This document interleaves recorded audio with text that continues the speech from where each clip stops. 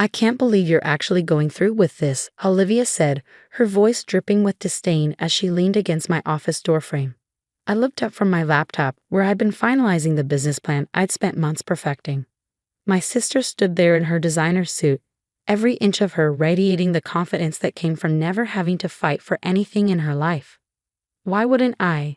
I asked, trying to keep my voice steady. I've been working on this concept for over a year. The market research shows there's a huge demand for sustainable fashion rental services, especially in. Please, she cut me off with a dismissive wave. You really think you can pull this off? You've never even run a business before. My name is Sarah Mitchell, and at 28, I was about to launch my dream company, a revolutionary platform that would transform how people thought about fashion consumption. The idea had come to me during my years working in retail management, watching countless customers struggle with the balance between wanting to stay trendy and being environmentally conscious. My solution was simple but innovative, a subscription-based service that would allow people to rent high-end sustainable fashion pieces, with a portion of the profits going to environmental causes. I'd spent countless nights researching, planning, and building connections with sustainable fashion brands. Every detail had been carefully considered, from the eco-friendly packaging to the blockchain-based tracking system that would ensure transparency in our supply chain. This wasn't just a business idea. It was my passion, my way of making a real difference in an industry desperately needing change. But Olivia had always had a way of making my dreams seem small, insignificant. At 32, she was the successful one in our family, working as a marketing executive at a prestigious firm. She'd always done everything first, better, smoother. And she never let me forget it. I've done my homework, I replied, turning back to my laptop. The business plan is solid, the financial projections are conservative but promising, and I've already got interest from several investors. She walked into my office, picking up one of the sample sustainable fabric swatches from my desk. Oh really? And how much startup capital do you need? $250,000, I said, watching as her perfectly manicured fingers toyed with the fabric. I'm meeting with Mom and Dad this weekend to discuss their investment. That's when I saw it, the flash in her eyes, the slight curl of her lip. I should have recognized it for what it was, the look of a predator spotting prey. Well, good luck with that, she said, dropping the fabric back on my desk. I'm sure it'll be interesting. I didn't think much of her visit at the time. That was my first mistake. The family dinner that weekend started like any other, with Mom fussing over the table settings and Dad talking about his golf game. I'd spent hours preparing my presentation, making sure every detail was perfect. My hands trembled slightly as I pulled out my laptop. Before we start dinner, I began. I wanted to talk to you both about an investment opportunity. But before I could even open my presentation, Olivia cleared her throat. Actually, she said, setting down her wine glass with a deliberate click, I have something I'd like to discuss too. My stomach tightened as she pulled out her own laptop. I've been working on an exciting new venture, she announced, her voice carrying that confident tone she perfected over years of corporate presentations. A revolutionary platform in the sustainable fashion space. The world seemed to tilt on its axis as I watched her pull up a sleek presentation, complete with professional graphics and animations. My presentation suddenly felt amateur in comparison. As she spoke, describing my idea with practiced ease, adding just enough tweaks to make it seem like her own, I felt the blood drain from my face. The market research shows huge potential, she was saying, using the exact phrases I'd shared with her in my office. And with my experience in marketing and business development, we could dominate this space within 2 years. Mom and Dad were enthralled, nodding along as she wove her spell. They'd always been impressed by her corporate success, her polished demeanor. When she finished, Dad was already reaching for his checkbook. This is impressive, Olivia, he said, beaming with pride. Very impressive.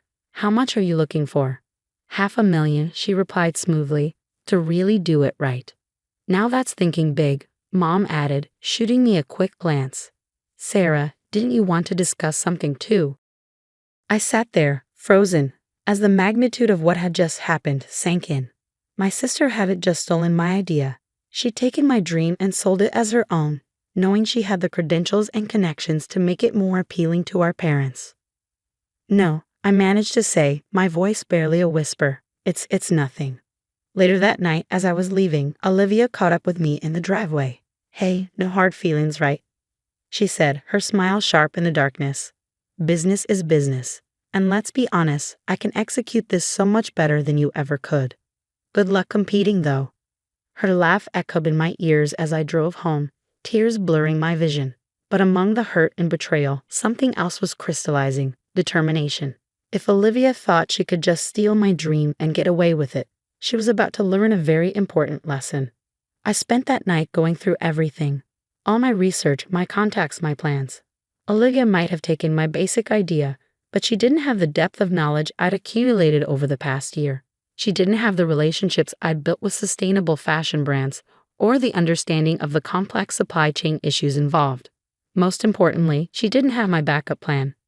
You see, while developing my business concept, I discovered something crucial.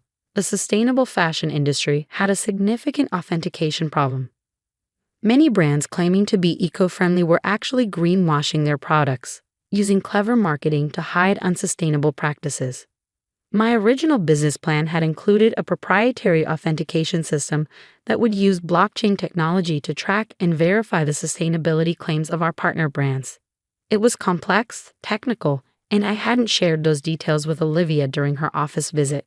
She had the shell of my idea, but not its revolutionary core. The next morning, I called Marcus, my best friend from college who now worked in tech development. "Remember that authentication system we discussed?" I asked. "How quickly can we make it operational?" "The prototype's already built," he replied. "We could have a working version in 3 months, maybe less." "Why?" I took a deep breath. "Because we're going to beat my sister at her own game."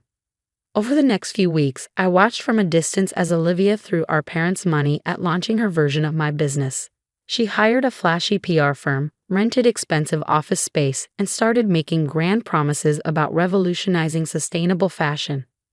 Her company, which she named EcoChick, generated quite a buzz in the local business scene. Meanwhile, I worked quietly but steadily. I sold my car, emptied my savings, and took out a small business loan. It wasn't $500,000, but it was enough to start. Marcus and his team worked around the clock on the authentication system, while I focused on building real relationships with truly sustainable brands who understood the value of what we were creating. I named my company TrueThread, simple, honest, and direct. Everything Olivia wasn't. 3 months later, just as EcoChick was preparing for its grand launch, I made my move. I didn't do it with flashy PR or expensive parties. Instead, I published a detailed white paper revealing the extent of greenwashing in the fashion industry, along with our blockchain-based solution for authenticating truly sustainable products. The paper went viral in sustainability circles. Major fashion blogs picked it up, and suddenly TrueThread was being hailed as a potential game-changer in sustainable fashion. More importantly, several high-profile sustainable brands reached out, excited about the possibility of proving their eco-friendly credentials. Olivia's launch party was scheduled for the following week. I didn't attend, but I heard all about it from Mom, who called to tell me how impressive everything looked. The offices were beautiful, the champagne was flowing, and Olivia gave a passionate speech about revolutionizing sustainable fashion. What Olivia didn't know was that 3 of her biggest potential brand partners had already signed exclusive agreements with TrueThread. They'd been impressed by our authentication system and our genuine commitment to sustainability. More importantly, they'd been concerned about the lack of technical depth in EcoChick's approach. The first cracks in Olivia's facade appeared about 2 months after her launch. Without proper authentication measures, EcoChick had accidentally partnered with several brands that were later exposed for greenwashing. The scandal was minor, but it was enough to make other potential partners nervous. Meanwhile, TrueThread was growing steadily. Our authentication system was proving its worth, and our commitment to transparency was attracting both customers and partners. We weren't growing as fast as EcoChick, but we were building something sustainable in every sense of the word. I was in my office late one evening, reviewing partnership agreements, when my phone buzzed with a text from Mom. "Olivia's been drinking. She's very upset." "What did you do?" I didn't respond. I knew what was coming. The next morning, Olivia showed up at my office. Gone was the designer suit and the perfect makeup. She looked tired, desperate. "We need to talk," she said, her voice lacking its usual confidence. I gestured to the chair across from my desk, the same spot where, months ago, she had dismissed my dreams with a wave of her hand. I'm listening, I said quietly, watching as my sister struggled to find the words that would salvage her failing business. And in that moment, I realized that sometimes the sweetest victory isn't in watching your enemies fall, but in knowing you succeeded despite them. Olivia sat across from me, fidgeting with her watch, a nervous habit I hadn't seen since we were kids. The morning light streaming through my office window highlighted the dark circles under her eyes, the slight tremor in her hands. This wasn't the polished sister who had smugly stolen my dreams. This was someone on the edge of desperation. I need your help, she finally said, the words seeming to physically pain her. Eco Chick is in trouble. I leaned back in my chair, letting the silence stretch between us. Part of me wanted to savor this moment, to let her feel the full weight of her actions. But another part, the part that remembered building sandcastles with her at the beach and sharing secrets under blanket forts, ached at seeing her so broken. What kind of trouble? I asked, keeping my voice neutral. She ran a hand through her hair, a gesture so uncharacteristically vulnerable that it caught me off guard. Everything's falling apart, she admitted. The greenwashing scandal was just the beginning. We've lost 3 more brand partnerships this week. Our authentication process is a mess. We can't verify half the claims our partners make about their sustainability practices. And now, she paused, swallowing hard. Now there's a class action lawsuit brewing. Some customers are claiming we misled them about the environmental impact of our products. I felt my stomach tighten. A lawsuit could not only destroy EcoChick, but could damage the entire sustainable fashion movement we were trying to build. This was bigger than just Olivia's failure. It could hurt the very cause I dedicated myself to. What about Mom and Dad's investment? I asked, already dreading the answer. Olivia's eyes welled up. Gone. All of it. $500,000. I've tried everything, Sarah. Hired consultants, brought in experts, but nothing works. We need your authentication system. We need TrueThread's credibility. The irony wasn't lost on me. The sister who had dismissed my capabilities, who had stolen my idea and claimed she could execute it better, was now asking for the very expertise she'd once mocked. And what exactly are you proposing? I asked, my voice steady despite the turmoil of emotions inside me. A merger, she said quickly, as if getting the words out faster would make them more palatable. EcoChick and TrueThread. Together we'd have the market presence and the technical backbone. You have the authentication system and the trust of the sustainable brands. We have the marketing reach and the customer base. It makes sense. I stood up and walked to the window, looking out at the city skyline. The same view I'd stared at countless nights while building TrueThread from scratch, without family support or connections. Just pure determination and belief in my vision. It makes sense, I repeated softly, turning back to face her. Just like it made sense for you to steal my idea and convince our parents to invest in you instead of me. Just like it made sense to laugh in my face and tell me I couldn't compete. Olivia flinched. I was wrong, she whispered. I was arrogant and cruel, and I was wrong about everything. You've built something amazing here, something real. I just took the surface idea and threw money at it, but you understood the depth of what was needed. You always did. Her admission hung in the air between us, heavy with years of rivalry and resentment. I sat back down, pulling up TrueThread's latest financial reports on my computer. Do you know what these numbers mean, Olivia? I asked, turning the screen toward her. They show that TrueThread is now valued at over $5 million. We're profitable, growing, and most importantly, we're making a real difference in the industry. We've helped expose 3 major greenwashing operations and provided certification for dozens of genuinely sustainable brands. I let that sink in before continuing. And do you know how we got here? By understanding that sustainability isn't just a marketing buzzword. It's a commitment that requires knowledge, transparency, and integrity. Olivia nodded, wiping away a tear. I know that now, but it's not just about the money anymore, Sarah. If EcoChick goes down like this, it could damage consumer trust in sustainable fashion for years. Everything you've worked for, everything you believe in, it could all be tainted by association. She was right, and that was the most frustrating part. The sustainable fashion movement was still fragile, still fighting against decades of fast fashion dominance. A high-profile failure and lawsuit could set us back years. I pulled up another document on my computer, One I'd prepared months ago, almost as if I'd known this day would come. I'm not interested in a merger, I said firmly, watching her face fall. But I am willing to discuss an acquisition. Her head snapped up. An acquisition? TruthThread would absorb EcoCheck's assets and customer base. We'd handle the transition of your existing partnerships to our authentication system. Most importantly, we'd implement proper sustainability verification for all products, which should help mitigate the lawsuit risks. I slid a paper across the desk to her. These are my terms. They're non-negotiable. Olivia picked up the document with trembling hands. As she read, her eyes widened. This would mean. You work for me, I finished. Not as an executive, but as a regular employee in our marketing department. You'd start at entry level and earn any promotions based on merit, not family connections. And you'd have to publicly acknowledge that TruthThread's authentication system was your sister's innovation that you initially borrowed. She stared at the paper for a long moment. And Mom and Dad's investment? I'll ensure they get partial recovery of their investment through shares in TruthThread. Not all of it. They made their choice when they backed you without even hearing my pitch. But enough to show that family still means something to me. Olivia looked up at me, and for the first time in years, I saw my sister instead of my rival. Why would you do this? After everything I did to you? I thought about all the nights I'd stayed up working on TruthThread, all the obstacles I'd overcome, all the strength I found in myself when everyone else had doubted me. Because success isn't about destroying your competition, I said softly. It's about staying true to your vision and your values, and my vision was always about making the fashion industry more sustainable, more transparent.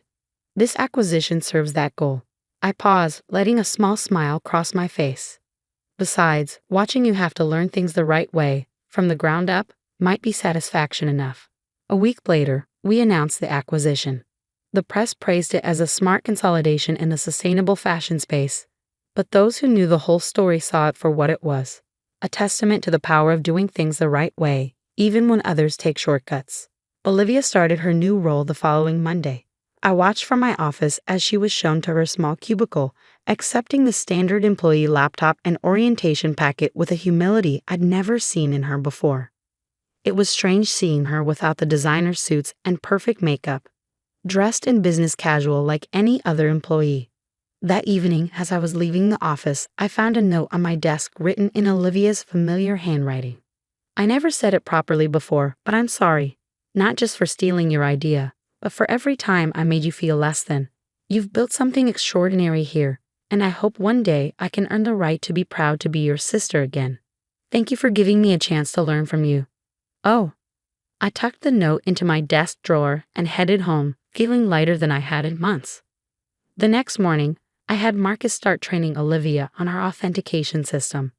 If she was going to work her way up in my company, she was going to learn everything from the ground up, starting with the very thing she should have valued from the beginning. Over the next few months, I watched as Olivia threw herself into learning every aspect of the business. She stayed late, asked questions, and most surprisingly, showed genuine interest in understanding the technical side of our authentication system. The employees who didn't know our history were impressed by her work ethic. Those who did watched with a mix of amusement and respect as she earned her place, one small victory at a time. Mom and Dad took longer to come around. The loss of their investment had strained family relationships, and it took several uncomfortable Sunday dinners before we could all sit at the same table without tension.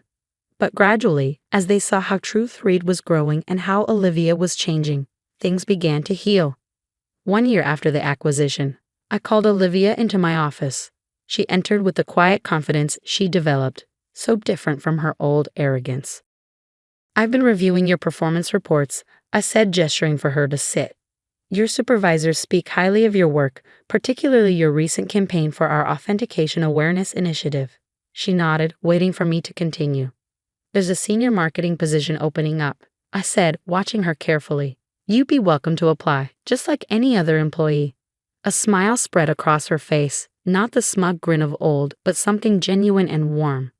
Thank you, but I think I'll wait. I'm still learning so much in my current role, and honestly, I want to earn it, really earn it this time. I felt a surge of pride, not just in my company's success, but in watching my sister become someone who finally understood the value of doing things the right way. Well, I said, standing up and gathering my things. In that case, want to grab coffee? I've been working on some new ideas for expanding our authentication system, and I'd love your marketing perspective. As we walked to the coffee shop, discussing business ideas and sharing genuine laughs, I realized that sometimes the best revenge isn't about getting even. It's about growing beyond what hurt you, and maybe even helping others grow too. TruthThread continued to lead the sustainable fashion revolution, but more importantly, it stood as proof that success built on integrity lasts longer than any shortcut. And every time I saw Olivia working late at her desk, poring over sustainability reports or crafting honest marketing campaigns, I knew that some lessons, though hard-learned, were worth every difficult moment along the way.